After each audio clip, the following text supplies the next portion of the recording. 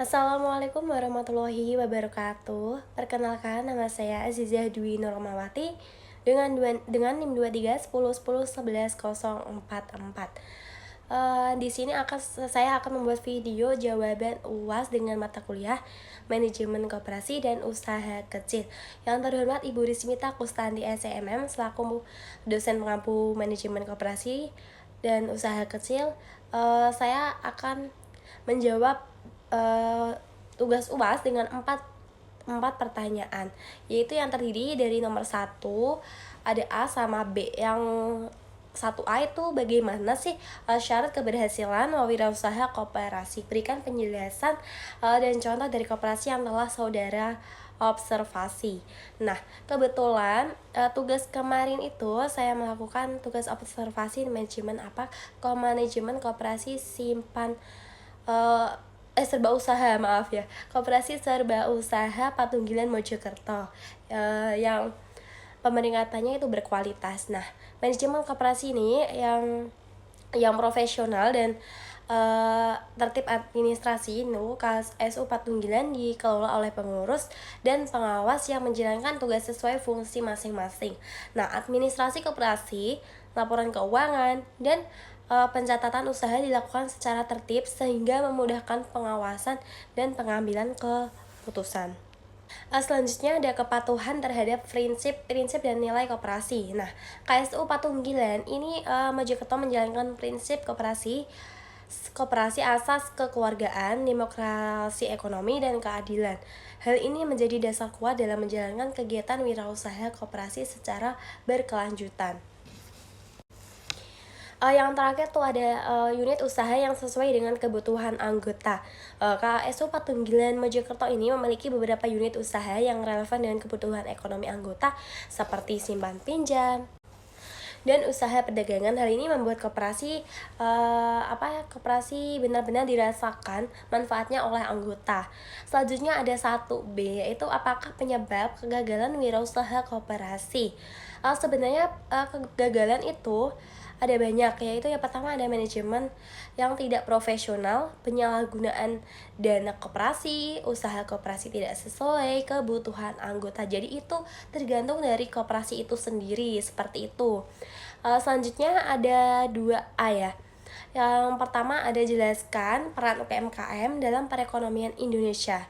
Yang pertama itu mendorong inovasi dan kewirausahaan.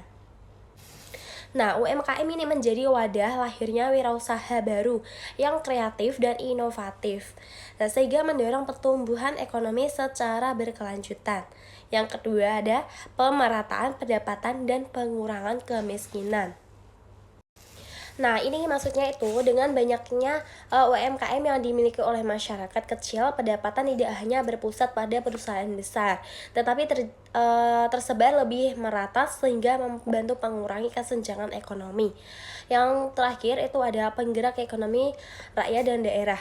UMKM berkembang hingga ke pelosok daerah dan berperan dalam menggerakkan perekonomian lokal ya. Keberadaan ekonomi itu mendorong aktivitas produksi, distribusi, dan konsumsi di tingkat masyarakat. Selanjutnya itu ada 2B. Jelaskan kelebihan koperasi dan UMKM dibandingkan dengan perusahaan biasa seperti PT, CV, dan lain-lain.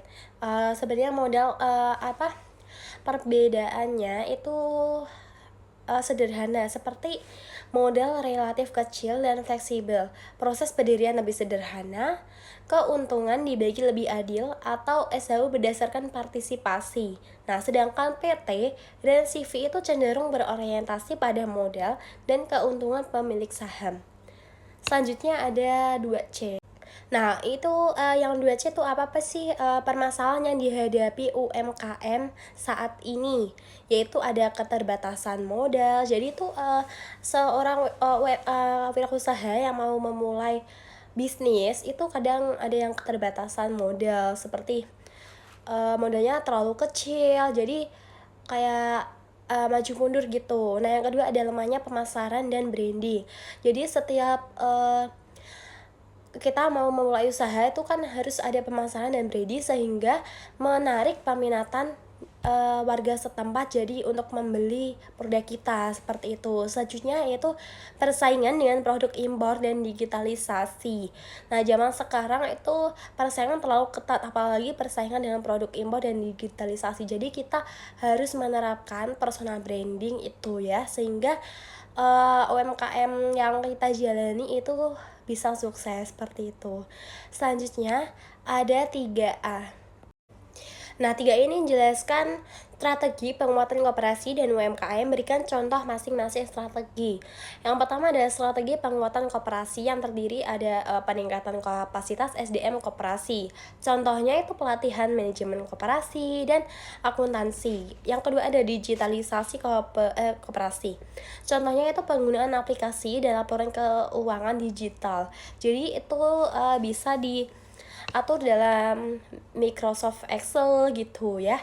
Yang ketiga ada penguatan modal koperasi, yaitu kerjasama koperasi dengan perbankan. Selanjutnya itu ada strategi penguatan UMKM-nya, yaitu yang pertama ada akses pembiayaan yang mudah. Itu contohnya itu kredit usaha rakyat. Yang kedua ada peningkatan pemasaran digital. Nah, contohnya tuh UMKM memasarkan produk melalui marketplace dan media sosial gitu ya. Untuk selanjutnya ada pendampingan dan inkubasi usaha, yaitu contohnya pelatihan UMKM binaan Dinas Koperasi. Yang selanjutnya ada 4A. Nah, 4A ini disuruh menjelaskan tujuan penilaian koperasi dengan metode pemeringkatan, yaitu yang pertama sebagai dasar pembinaan dan pengawasan. Nah, pemerintah ini menggunakan hasil pemeringkatan sebagai dasar untuk memberikan pembinaan, pendampingan, atau kebijakan lanjutan bagi koperasi. Selanjutnya ada mendorong koperasi agar berdaya saing dengan berkelanjutan. Nah, koperasi yang dinilai secara berkala akan lebih siap menghadapi persaingan usaha dan menjaga keberlangsungan usahanya. Selanjutnya ada meningkatkan kualitas pengelolaan koperasi. Dengan adanya penilaian, koperasi terdorong untuk memperbaiki manajemen, administrasi, dan tata kelola usaha.